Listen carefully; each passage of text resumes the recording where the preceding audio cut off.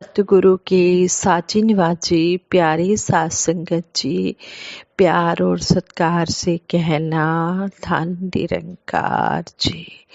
सतगुरु निरंकार दातार के चरणों में दासी सभी के लिए यही आशीर्वाद मांगती है कि हे दातार सच्चे पातशाह, दातार तेरे दर से बस ये ही दुआ मांगे, घर घर में खुशी बरसे, हम सबका भला मांगे। हे मेरे सच्चे पातशाह, आप जी के चरणों में बैठकर हम इसी तरह सेवा सिमरन सत्संग का आनंद लेते रहें और अंतिम श्वासों तक आप जी के चरणों में जुड़े रहें। सारे सुख दुनिया दे पादो साडी झोली विच, फिर भी मिलाई रखना संतां दी टोली विच। कोई भी ऐसा पल ना आए जिस पल हम सच्चे पातशाह आप जी के चरणों से दूर हो जाएं। हमेशा हमें अपने चरणों से जोड़ के रखने। मेहर अदीना होवे जेकर बंदा ने कुछ कर सकदा, लखा जोर लगा ले भावें ਕੰਮ नहीं कोई सर सकदा। तोड़ नहीं मिलती संत जना दी, जेकर मन सत्कार नहीं, ज्ञान कदी नहीं दिल विच टिकता, जे गुरु ते इतबार नहीं। शहनशाह जी संपूर्ण अवतार पानी के शब्द द्वारा यही समझा रहे हैं कि जब तक सतगुरु निरंकार दातार की मेहर नहीं होती तब तक इंसान कुछ नहीं कर सकता। इसलिए सबसे पहले हम सतगुरु के चरणों में यही अरदास करें कि हे सच्चे पातशाह, अपना मेहर भरा हाथ, मेहर भरी नज़र हम सब पर बनाए रखना। इसी तरह हमें अपने चरणों से जोड़ के रखना। अटूट विश्वास आप जी के चरणों में बना रहे। जो जो भी शिक्षाएं हम सीख रहे हैं इनको हम सीखते चले जाएं, कर्म रूप में इम्प्लीमेंट करते चले जाएं और आशीर्वादों के पात्र बने रहें। सतगुरु निरंकार साथ संगत माँ के चरणों में जुड़े रहें और आशीर्वाद लेते रहें। सात संगत जी, दासी आप जी के चरणों में ये विचार शेयर करने जा रही है। इन विचारों द्वारा हमें समझाया गया है कि सबसे उत्तम कर्म क्या होता है। कहती हैं, एक अमीर व्यक्ति के 3 बेटे थे। जब वह अमीर व्यक्ति बुजुर्ग हो गया तो उसने अपनी संपत्ति उन तीनों बेटों में बराबर बराबर बांट दी।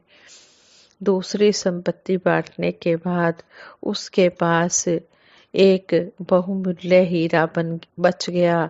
अपने बेटों को वह हीरा दिखाते हुए कहने लगा कि यह हीरा उसे दिया जाएगा जो सबसे उत्तम कर्म करेगा। तुम तीनों 1 महीने के बाद आकर मुझे अपने द्वारा किए गए उत्तम कर्मों के बारे में बताना। जिसका कर्म सबसे उत्तम होगा वह हीरा उसे मिल जाएगा। 1 महीने के बाद तीनों भाई अपने पिता के पास पहुंचे। पिता के पूछने पर पहले बेटे ने बताया कि एक व्यक्ति मेरे पास 500 मोहरें रख गया था। जब उसने मोहरें मुझे दी थी उस समय कोई दूसरा व्यक्ति वहां उपस्थित नहीं था, प्रेजेंट नहीं था। मैं चाहता तो इस बात से मुकर सकता था, लेकिन मैंने ऐसा नहीं किया। पिछले सप्ताह जब वह व्यक्ति अपनी मोहरें वापस मांगने आया तो मैंने वे मोहरें उसे ज्यों की त्यों लौटा दी। यानी कि बड़े बेटे ने अपनी ईमानदारी का परिचय अपने पिता को दिया। बेटे की बात सुनकर पिता ने कहा, बेटा तुमने मोहरें लौटाकर बहुत अच्छा काम किया है, ईमानदारी का काम किया है। यदि सभी व्यक्ति ऐसी ही ईमानदारी से काम करें तो मानव समाज अनेक बुराइयों से बच सकता है। निश्चय ही तुम्हारा यह कर्म उत्तम है, लेकिन यह सबसे उत्तम कर्म नहीं है। फिर उस अमीर व्यक्ति ने अपने दूसरे बेटे की ओर देखा। उस बेटे ने बताया कि कुछ दिनों पहले मैं घूमता हुआ तालाब की ओर चला गया था। वहाँ एक स्त्री किनारे पर बैठी हुई कपड़े धो रही थी। पास ही उसका छोटा सा बच्चा खेल रहा था। खेलते खेलते उसका बच्चा तालाब में जा गिरा। बच्चे को तालाब में गिरा देखकर वह स्त्री रोने लगी। उस समय मैंने बहुत कीमती कपड़े पहन रखे थे, लेकिन उन कपड़ों की परवाह न करते हुए मैं एकदम तालाब में कूद पड़ा। पानी बहुत गहरा था, लेकिन जान की भी परवाह न करते हुए मैं तैरता गया और उस बच्चे को सुरक्षित निकाल कर तालाब से बाहर ले आया। यदि मैं उस बच्चे को तालाब से बाहर ना निकालता तो अवश्य ही उस बच्चे की मृत्यु हो जाती। दूसरे बेटे की यह बात सुनकर पिता ने कहा, उस अबोध बालक को बचाकर तुमने तुमने दयालुता का काम किया है। निश्चय ही दया करना उत्तम कर्म है, लेकिन उसे सबसे उत्तम कर्म नहीं कहा जा सकता, क्योंकि ऐसा करके तुमने अपने मानवीय कर्तव्य का पालन ही किया है। कर्तव्य का पालन करके हम किसी पर एहसान नहीं करते, हमें अपने कर्तव्य का पालन करना ही चाहिए।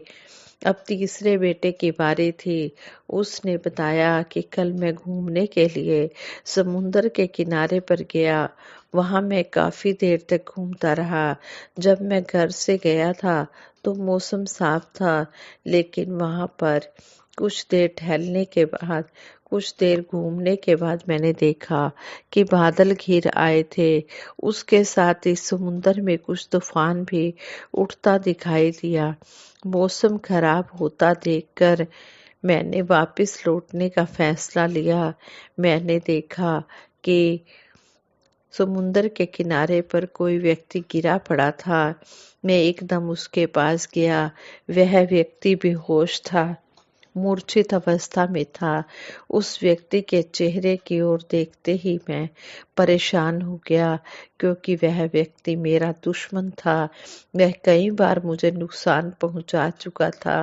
वीरान समुद्र के किनारे पर उसे मूर्छित पड़ा देखकर एक बार मेरे मन में आया कि अगर मैं हल्का सा धक्का देकर इसे समुद्र में बहा दूं तो यह मेरा जो दुश्मन है यह हमेशा के लिए मेरी जिंदगी से बाहर निकल जाएगा। उस समय दूर दूर तक समुंदर तट वीरान पड़ा था। यदि मैं उसे समुंदर में धकेल देता तो किसी को पता भी ना चलता, लेकिन मेरी अंतर आत्मा ने मुझे ऐसा करने से रोक दिया। मेरी आत्मा ने मुझे धिक्कारा। मैंने सोचा कि दुश्मनी का बदला दुश्मनी से तो जानवर भी दे देते हैं। यदि मैंने इसके साथ दुश्मनी ही निभाई तो मुझ में और जानवर में क्या फर्क रह जाएगा। इस समय इस व्यक्ति को मेरी मदद की जरूरत है। मुझे इसे यहाँ से ले चलना चाहिए, वरना समुद्र की लहरें इसे बहा कर ले जाएंगी। ऐसा सोचकर मैंने उसे उठाया और अपनी गाड़ी में डालकर अपने घर ले आया। वहां मैंने डॉक्टर को बुलाकर उसका इलाज करवाया। मूर्छा टूटने के बाद मैं उसे होश में आने के बाद मैं उसे अपनी गाड़ी में बैठाकर उसके घर छोड़ आया। तीसरे बेटे की बात सुनकर उस बुजुर्ग व्यक्ति की आंखों में चमक आ गई। उसने हीरा अपने तीसरे बेटे के हाथों में रखते हुए कहा, बुरे के साथ भी भलाई करना ही सबसे उत्तम कर्म है। बुरिया नाल सब बुरा करेंदे, माफ करन कई सियाने, बुरिया नाल भी नेकी करनी ए गुरु नानक जाने। श्री गुरु नानक देव जी महाराज ने भी कहा है कि बुरों के साथ तो बुरा हर कोई कर लेता है, अच्छों के साथ भी अच्छा हर कोई कर लेता है, लेकिन बुरों के साथ जो अच्छा कर्म करता है वही सबसे महान व्यक्ति होता है। फिर पिता ने अपने बेटे से कहा, तुम ही इस हीरे के वास्तविक असली अधिकारी हो। एक पल रुककर उसने बारी बारी से अपने दूसरे दोनों बेटों के चेहरों पर नजर डाली, फिर बोला, तुम्हारे भाई ने अपने दुश्मन को माफ ही नहीं किया, बल्कि उसकी जान भी बचाई है, उसकी भलाई भी की है, उसकी सहायता भी की है। क्षमा, माफी हर मानव का फर्ज है। यदि वह केवल माफ करता तो अपने कर्तव्य का पालन करता, लेकिन इसने माफ करने के अलावा अपने दुश्मन की भलाई भी की। दुश्मन को माफ करना कर्तव्य होने के कारण, फर्ज होने के कारण उत्तम कर्म है, लेकिन दुश्मन का भी भला करना सबसे उत्तम कर्म है। परमात्मा ने हमें सबसे उत्तम मानव योनि में जन्म दिया है। इस जन्म में हमसे सबसे उत्तम कर्म की ही आशा की जाती है। सतगुरु निरंकार दातार के चरणों में यही हम सब अरदास करते हैं कि सच्चे पातशाह हम सर्वोत्तम कर्म ही करते चले जाएं और आप जी के चरणों में बैठकर आशीर्वाद लेते चले जाएं, आप जी की रहमतों के पात्र बनते चले जाएं।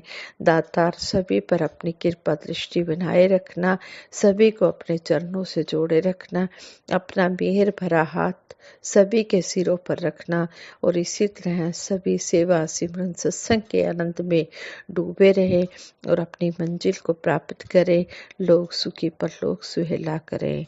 साथ संगत जी, ये विचार करते हुए बहुत सी गलतियां हुई होंगी, उन गलतियों के लिए आप जी क्षमा कर देना, आगे के लिए शुद्ध विचार करने की क्षमता बख्शना। साथ संगत जी, प्रेम से कहना, धन निरंकार जी।